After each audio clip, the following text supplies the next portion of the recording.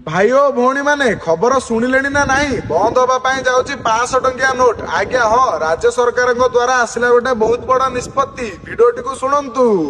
पुणी थरे हेब कि नोटबंदी बंद होइजिब कि 500 टंकिया नोट मार्च रु एटीएम रु आउ 500 टंकिया बाहरिबनी कि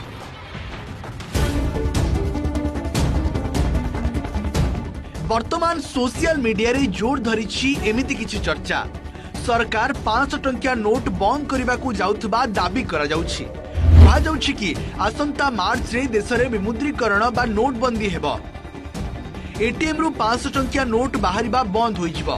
तापरे धीरे धीरे रिजर्व बैंक एहार सर्कुलेशन बंद करदेब।